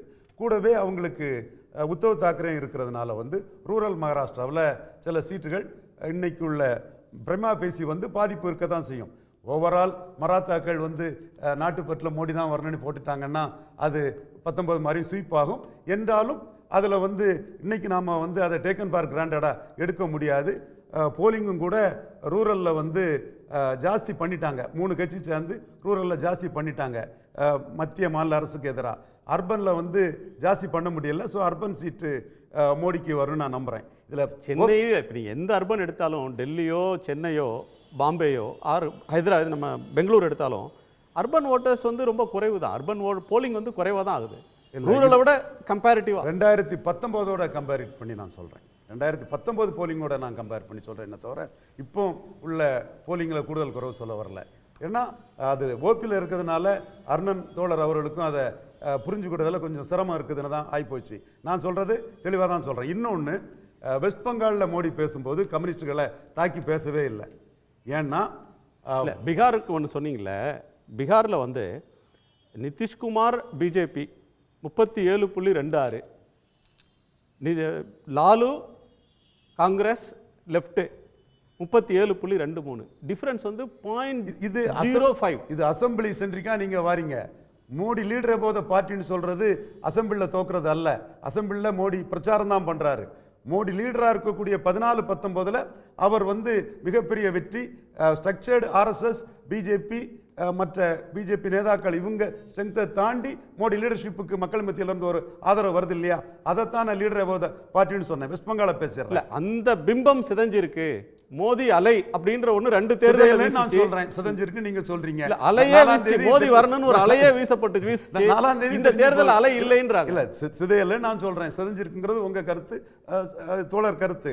பட் 4ஆம் தேதி அது தெரிஞ்சு போகணும்னு சொல்றேன். மோடியோட ஸ்ட்ராட்டஜியில் கம்யூனிஸ்டுகள் மம்தாவுக்கு எதிராக தங்களுக்கு வாக்களிப்பாங்கிற நம்பிக்கையில தான் வெஸ்ட் பெங்காலில் பேசல. 2 சீட் இருந்த இடத்துல 18 சீட் வந்தார். மீண்டும் அங்கே வருவாருங்கிற நம்பிக்கை அவருக்கு இருக்குது. அதே மாதிரி ஒரிசாவில் தான் அவர் முத சொன்னார், காங்கிரஸ் பழைய இடமே வராது, காங்கிரஸே இல்லை, ரொம்ப மோசமாக போயிடும் ஒரிசாவில்னு சொல்கிறாரு. ஒரிசாவில் ரொம்ப மோசமாக காங்கிரஸ் போயிடும்னு சொல்லி ஒரிசாவுக்குள்ளே போய் அவர் சொல்கிறாருன்னா, காங்கிரஸ் ஓட்டர்ஸு பிஜு ஜனதாதள் ஆட்சிக்கு எதிராக பாஜக பக்கம் வருவாங்க. 1 சீட்ல இருந்து 8 சீட்டுக்கு போனவர் 12-13 சீட்டுக்கு போயிடலான்னு நம்புறாரு. இந்த இது வந்து அவருக்கு ஹோப்பை கொடுத்துருக்குன்னு நான் கருதுறேன். இதையும் தாண்டி அவருக்கு தெலுங்கானாவில் ஒடிசாவை பொறுத்தவரையிலும் 21ல் 12-8-1 12 பிஜு ஜனதா, ஏற்கனவே 8 பிஜேபியோட பீக்கு, 1 காங்கிரஸ். இந்த 8 தாண்டிடுவாங்கன்னு நினைக்கிறீங்களா? காங்கிரஸ் பலகீனப்பட்டு பிஜு ஜனதாதளுக்கு எதிராக வந்தா 8 தாண்டி போயிடும். அதே மாதிரி கம்யூனிஸ்ட் மேலும் பலகீனப்பட்டு மம்தாவுக்கு எதிராக வந்தா தாண்டி போயிடும். அதனால தான் கம்யூனிஸ்டுக்கு எதிராக எந்த இதுவுமே பண்ணல. நீங்க வந்து ஒடிசாலையும் சரி வெஸ்ட் பெங்காலையும் சரி பிஜேபி 0ல இருந்து போல. பிஜேபி ஆல்ரெடி அவங்களோட பீக்ல தான் இருக்காங்க. பிஜேபி ஒரிசாவில் 1ல இருந்து 8க்கு போனாங்க, அங்க 2ல இருந்து 18க்கு போனாங்க. ஓகே, மீண்டும் அவங்க போறது பிஜு ஜனதாதளுக்கு எதிரான காங்கிரஸ் வாக்குகளையும் மம்தாவுக்கு எதிரான கம்யூனிஸ்ட் வாக்குகளை நம்பி தான் மேலே போக முடியும் நம்புறாங்க. இது டு பி சீன். அடுத்தால தெலுங்கானாவில் ஒரு சீட்டில் இருந்தவங்க 2019 வந்து அவங்க 7% எடுத்தவங்க மக்களவையில் 18 எடுத்தாங்க. இப்போ சட்டமன்றத்தில் 14 எடுத்தவங்க மக்களவையில் ஒரு 28 எடுப்பாங்க. 4 சீட்டுங்கிற ஒரு 7 சீட்டுக்கு எதிர்பார்ப்பு இருக்கு. 3 சீட்டு கூடும். ஓகே, நான் தெலுங்கானாவில் ரேவந்த் சொல்றது பலிச்சாலே 4ல இருந்து 7ன்றது 3 கூடும். ஒன்று அடிலாபாத் தோக்கலாம். காங்கிரஸ் பின்னாடி முஸ்லீம்ஸ் கன்சால்டேட் ஆனால் அடிலாபாத் ஒரு சீட்டு தோக்கலாம், கூடுதலாக 3 சீட்டு வரலாம். நான் அதுதான் எதிர்பார்க்கிறேன். பட் காங்கிரஸ் அங்கே டெவலப் ஆகும். மைனாரிட்டிஸ் மத்தியில் காங்கிரஸ் டெவலப் ஆகும், ஹிந்துஸ் மத்தியில் பாஜக டெவலப் ஆகும். இந்தியாவில் பிரதமராக ஆசைப்பட்ட சந்திரசேகர ராவ் பலகீனப்படுவாருங்கிறது நம்ம அசெம்பிளிலே பலகீனப்பட்டார். இப்ப சீனிலே அவர் பெருசா இல்லையே இந்த தேர்தல்ல. அடுத்து ஆந்திராவில் எதிர்பார்க்கிறோம். சந்திரபாபு நாயுடு அரெஸ்ட்டுக்கு சிம்பதி இருக்குது. இவர் பவன் கல்யாண் கூட்டணியில் வந்திருக்கிறாரு. மோடி லீடர்ஷிப்புங்கிறது 14ல் ஜெயித்திருக்குது. பிரதமராக ஆசைப்பட்ட சந்திரபாபு நாயுடுக்கு பாடத்தை 19ல் படித்து கொடுத்தாங்க. இப்போ அவரே ராமர் கோயில் இதுக்கு வந்து கூட்டணியில் வந்திருக்காருன்னா அங்கேயும் ஒரு வாய்ப்பு மோடிக்கு இருக்குன்னு எதிர்பார்க்கிறோம். நீங்கள் கேட்ட ஈஸ்டர்ன் யூபி அண்டு பீகார் அதில் வந்து அகிலேஷ் யாதவும் தேஜஸ்வி யாதவும் ஜாதிவாரி கணக்கெடுப்பு, தென் 50% மேலே இடஒதுக்கீடு வேணும், தனியார் துறை இடஒதுக்கீடு கொள்கையை காலங்காலமாக சொல்லிட்டு இருக்காங்க. பாலச்சந்திரன் சார் இப்போ அவங்க வழியில ராகுல் காந்தி வந்திருக்கிறார். அவ்வளவுதான். திரு பாலச்சந்திரன் சார் இல்லை, இப்போ திரு ஸ்ரீகாந்த் வந்து சொன்னார், இது ஸ்டேட்டு எலெக்ஷனில் வந்து எப்படி ஓட்டு போட்டாங்களோ அப்படி பார்லிமெண்ட் எலெக்ஷனில் ஓட்டு போட மாட்டாங்க அப்படின்னு சொன்னார். அப்போ ஒரு கன்சிஸ்டன்சி இருக்கணும். அவர் சொன்னபடி பார்த்தா மத்திய பிரதேஷ், உத்தரப்பிரதேஷ், சத்தீஸ்கரில் வந்து ஸ்டேட் கவர்மெண்ட்டை வந்து பிஜேபி கர்நாடகத்தில் பிஜேபிக்கு எலெக்ட் பண்ணக்கூடாது. கர்நாடகாவோட நிலவரத்தை உங்களுக்கு இல்லை, நீங்கள் கர்நாடகத்தை பற்றி மட்டும் அதை எப்படி கர்நாடகத்தை பற்றி மட்டும் பேச முடியும்? இல்லை இல்லை, தமிழ்நாடு தமிழ்நாட்டில் எல்லாரும் வர்றாங்கன்னு ஒரு செய்தி சொன்னா நகைப்புக்கிடமா இருக்குல்ல, நம்ப முடியல. அதான் தமிழ்நாட்டில் 22 இடம், அதான் தமிழ்நாட்டில் 22 நம்ப முடியல. நீங்க பேசி முடிக்க விடுங்க mister Ganesh, please allow me to complete. நீங்க பேசும்போது நான் இன்டர்வியூ பண்ணல.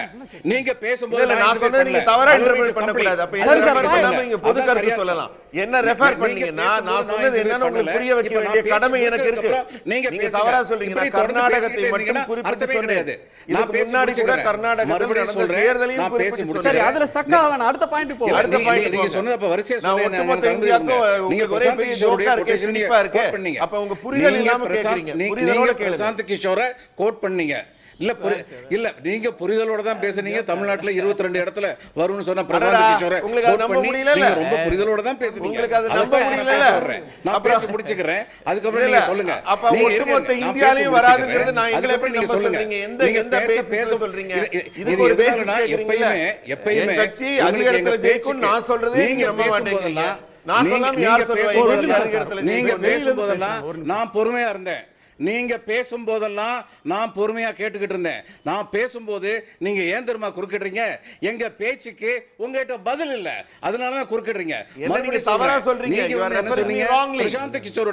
பிரசாந்த் கிஷோருடைய கொட்டேஷன் இல்ல, நீங்க பிரசாந்த் கிஷோருடைய கோட் பண்ணீங்கிறது தவறா சொல்றேன்னா?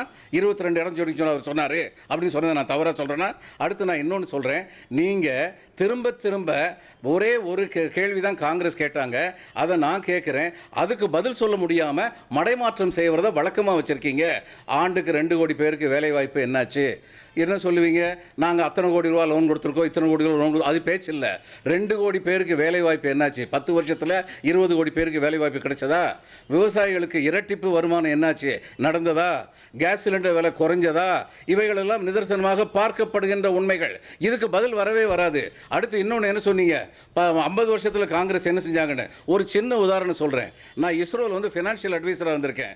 முதல்ல வந்து எப்படி தெரியுமா ராக்கெட்டை லான்ச் பண்ணுறது போனாங்க? காங்கிரஸ் ஆட்சியில் மாட்டு வண்டி மேலே ஏற்றிக்கிட்டு போனாங்க லான்ச்சிங் ராக்கெட்டை. அப்படித்தான் இந்த நாட்டில் வந்து வியர்வையை சிந்தி நம்முடைய விஞ்ஞானிகள் இந்த அளவுக்கு வளர்ந்துருக்காங்க. உங்க 10 வருஷத்துல வளர்ந்தாங்க, 10 வருஷத்துலயும் வளர்ந்துருக்காங்க. இந்த 10 வருஷத்துல மட்டுமா வளர்ந்தாங்க? பேசுறது அப்படித்தான் பேசுறீங்க. அதைத்தான் சொல்ல வர்றோம். முதல்ல ஒரு குண்டூசி தயார் பண்ண முடியாத நிலைமையில 1947 இருந்த இந்த நாட்டை இன்னைக்கு வந்து இந்த அளவுக்கு இண்டஸ்ட்ரியலைசேஷனை கொண்டு வந்தது 10 வருஷத்துல மட்டுமா நடந்தது? பேச்சில் வந்து நியாயமும் நேர்மையும் இருக்கணும். உங்க சாதனை சொல்லுங்க. மற்ற இடத்துல சாதனையே இல்லை, ஜீரோலேருந்து ஆரம்பிச்சோம் அப்படின்னு சொல்றது வந்து அது டம்பரமான பேச்சு, அது சரியான பேச்சு கிடையாது. அதனால எப்படி நம்புறது? திரு பாலச்சந்திரன் அதாவது ஆட்சியின் மீதான விமர்சனம் அப்படின்றதெல்லாம் ஒரு போக்கில் இருக்கட்டும். இன்னொன்று ஸ்டேட் ஸ்பெசிஃபிக்கா இந்த தேர்தல் முடிவு மாறும்னு நினைக்கிறீங்களா? ஆட்சி மாற்றத்துக்கு வித்துடுன்னு நினைக்கிறீங்களா? எந்த ஸ்டேட் இந்தியாவினுடைய நான் முதல்ல சொன்னதே மறுபடியும் தேர்தல் போக்க தீர்மானிக்கும் நினைக்கிறீங்க? நான் முதல்ல சொன்னதே மறுபடியும் சொல்கிறேன். எலெக்ஷன் துவங்கும் போது பிஜேபிக்கு இருந்த அந்த அளவு மீறிய தன்னம்பிக்கை, ஆங்கிலத்தில் ஓவர் கான்ஃபிடன்ஸ் சொல்லுவாங்க, அது இல்லை. அது நிதர்சனம். அப்படி இருந்திருந்தால் அவங்க தன்னுடைய சாதனைகளை பற்றி பேசியிருப்பாங்க அதிகமாக. இந்த இந்தியா கூட்டணிக்கு எலெக்ஷன் சமயம் துவங்கும் பொழுது இருந்த இறுக்கமற்ற தன்மை இன்னைக்கு இறுக்கமான கூட்டணியாக இருக்குது. மக்கள் மத்தியில் விலைவாசி பிரச்சனையும் வேலையில்லா திண்டாட்டமும் நிச்சயமாக உணர்றாங்க. இதுக்கான காரணம் யார்? இதுக்கான காரணம் யாருடைய பொருளாதார கொள்கை அப்படிங்கிறத எலக்ட்ரானிக் மீடியாலையும் பிரிண்ட் மீடியாலையும் மட்டும் சொல்லாமல் மக்கள் மத்தியில் தெருமுனை கூட்டங்கள்லையும் திண்ணை பேச்சுகள்லையும் இவர்களுடைய தொண்டர்கள் போய் சேர்த்தாங்கன்னா இந்த எலெக்ஷன் நிச்சயமாக திரு மோடி அவர்களுக்கு விரோதமாக அமையும். அப்படிப்பட்ட தொண்டர் படை வந்து மாநில கட்சிகளுக்கு இருக்குது. அந்த மாநில கட்சிகளோட கூட்டு சேர்ந்ததுனால காங்கிரஸுக்கு அப்படிப்பட்ட ஒரு அட்வான்டேஜ் வந்திருக்கு. எந்த அளவுக்கு இந்த அட்வான்டேஜ் வந்தது, எந்த அளவுக்கு இவங்க பிஜேபி வந்து கீழே போயிருக்காங்க அப்படிங்கிறத ஜூன் 4ஆம் தேதி நம்ம உணர்ந்துக்க முடியும். மிக்க நன்றி. இதே உங்கள் நிறைவு பார்வை எடுத்துக்கிறேன். திரு ஸ்ரீகாந்த், நிறைவு பார்வை சுருக்கம். அதாவது பல்வேறு கருத்துக்கள் பரிமாறப்பட்டாலும் நான் வந்து ஒரே ஒரு கருத்தில் உறுதியாக இருக்கிறேன். என்னன்னா, இன்றைக்கு தேர்தல் நடைபெறும் காலத்தில் முன்னாடி இருந்த ஜோஷ் எங்களுக்கு பின்னாடி இல்லைங்கிறாங்க. நாங்கள் மிகப்பெரிய வெற்றியை கொண்டாட நாங்கள் தயாராகி கொண்டிருக்கிறோம் ஜூன் 4ஆம் தேதி. எதற்காக என்றால், நாங்கள் புள்ளி விவரம் அமித்ஷா அவர்கள் போகிற போக்கில் எடுத்து சொல்கிறதில்ல. எங்கள் கட்சியில் மிக உறுதியான ஒரு கட்டமைப்பு உண்டு. நான் ஏற்கனவே ஒரு விவாதத்தில் சொல்லியிருக்கேன். நான் அது எங்கள் இதில் தான் வந்து ஒரு வாக்காளரோட பட்டியலுக்கு ஒவ்வொரு பக்கத்துக்கும் ஒரு பன்னா பிரமுக்குங்கிற ஒரு இன்சார்ஜ் போட்டிருப்போம். அவருக்கு அந்த பக்கத்தில் எத்தனை வேர்டு இருக்குது, யார் அதில் வந்து இப்போ தமிழ்நாட்டில் எடுத்துக்கிட்டிங்கன்னா திமுகக்கு எத்தனை பேர் வாக்களிப்பாங்க, அதிமுகக்கு எத்தனை பேர் வாக்களிப்பாங்க, பாஜக எவ்வளோ வரும், இதில் எவ்வளோ பேர் ஓட்டு போட்டாங்க, எவ்வளோ பேர் ஓட்டு போடலன்னு தெரியும். அவன் முடிஞ்சோன்னே அந்த பன்னா பிரமுக்கு ஒரு ரிப்போர்ட் தருவான்.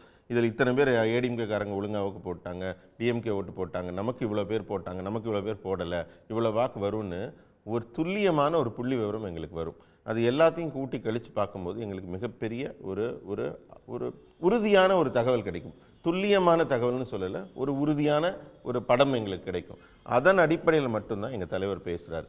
5வது கட்டம் முடிஞ்சோடனே அவர் சொன்னார் 300 தாண்டுறோம் அப்படிங்கிறது தெளிவாக சொன்னார். 6-7 வரப்ப 400 தொட்டு விடுவோம்ங்கிறது ரெண்டு பேரும் சொல்றாங்களேன்றதான் இப்ப எங்களுக்கு பிரச்சனை. காங்கிரஸும் சொல்றாங்க அதே தான். இன்னும் ஒரு வாரம் அவங்களால கெஜ்ரிவாலும் சொல்றாரு, மம்தா பானர்ஜியும் சொல்றாரு. ஜூன் 4ஆம் தேதி வரைக்கும் மட்டும்தான் அவர்களால சொல்ல முடியுமே தவிர அதற்கு பிறகு செய்ய முடியாது.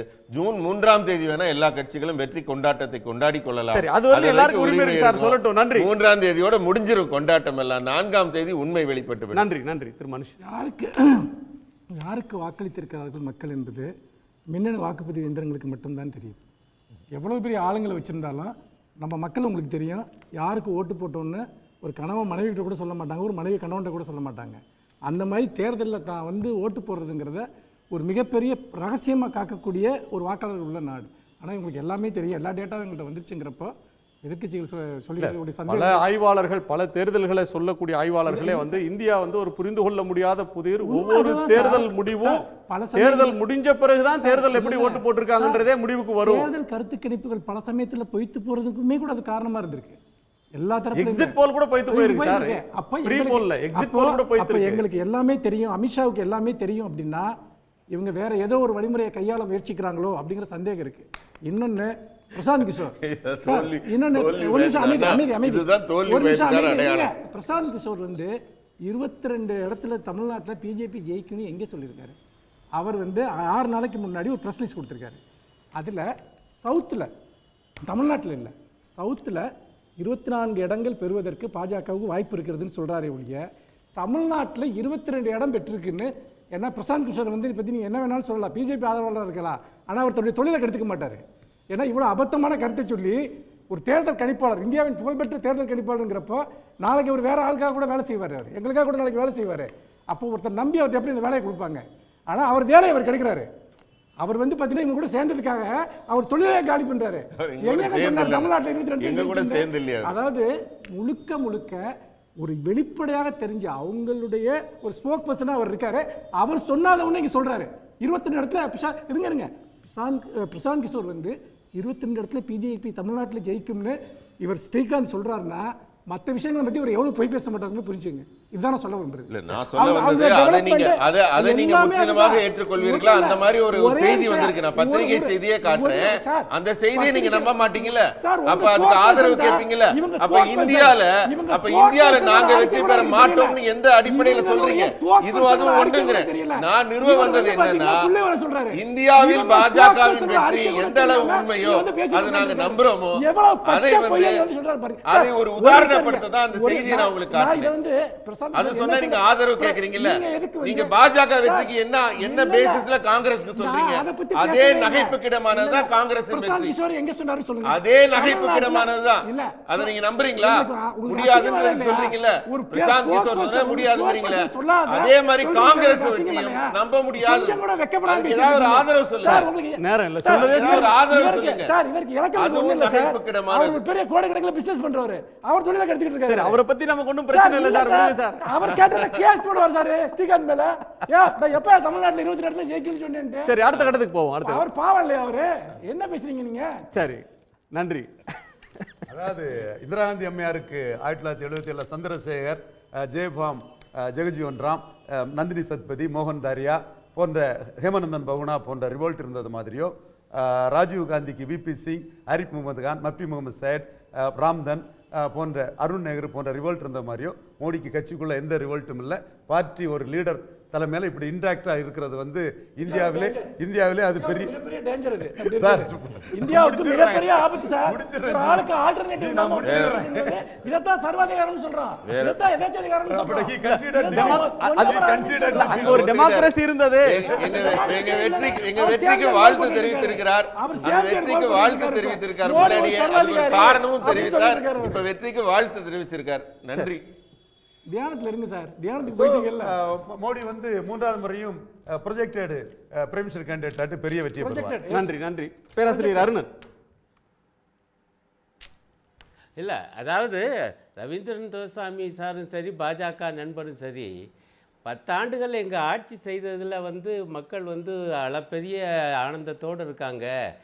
ஆகவே இந்தியா கூட்டணி வெல்லாது, நாங்கள் தான் ஜெயிப்போம்னே சொல்லலை. கவனிங்க, அவர் துரைசாமி என்ன சொல்கிறாரு, மேற்கு வங்கத்தில் கம்யூனிஸ்டுகள் ஓட்டு விழுமையா, அது எப்படியா விழும், பாவம் அடிச்சு விடுறாரு. ஒரிசாவில் காங்கிரஸ் ஓட்டு விழுமையா பாஜக, அதை நம்பித்தாயா அந்த 2 மாநிலத்திலையும் பாஜக இருக்குது அப்படிங்கிறாரு. இதெல்லாம் வந்து இவங்கெல்லாம் என்ன ஆய்வாளர்கள், நமக்கு ஒன்றும் புரியல. அப்போ இவ்வளவுதான். இப்போ இவரை கேட்டாரு, அமித்ஷா கிட்ட கணக்கு இருக்கியா?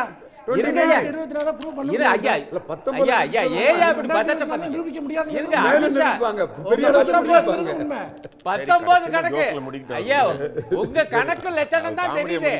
உங்க கணக்கு லட்சணத்தை தான் நான் சொல்றேன். அடுத்து பாஜக சொல்றாரு, அமித்ஷா கிட்ட கணக்கு, அந்த கணக்கு தாயா கரெக்ட். இல்ல இல்ல இல்ல இல்ல கொஞ்சம் பாருங்க பேச. அமித்ஷா கிட்ட கணக்கு இருக்கு, அது என்ன வேத வாக்குங்களா ஐயா? நாங்க சொல்லுகிறோம் இவ்வளவு ஆதாரங்கள். 2019 இல்லைங்கயா இந்தியா கூட்டணி. 2019 இந்த அளவுக்கு வட மாநிலங்களில் ஒற்றுமை, எதிர்க்கட்சிகளின் ஒற்றுமை, பல தொகுதிகள் சொன்னபடி கிட்டத்தட்ட 400க்கும் மேற்பட்ட தொகுதிகளில் பாஜகவுக்கு எதிராக ஒரே வேட்பாளர் நிறுத்தப்பட்டிருக்கிறார். ஆகவே இந்தியா கூட்டணி வெல்கிறது. ராகுல் காந்தி சொன்னது ரொம்ப சரி. குட் பை மோடி என சொல்லத்தான் போகிறார்கள் மக்கள். பார்ப்போம் ஜூன் 4ஆம் தேதி. நன்றி. எல்லோருக்கும் நன்றி. மீண்டும் சந்திப்போம். இது கேள்வி களம், மக்களின் மேடை. உடனுக்குடன் செய்திகளை தெரிந்து கொள்ள சன் நியூஸ் பெல் ஐகானை கிளிக் பண்ணுங்க.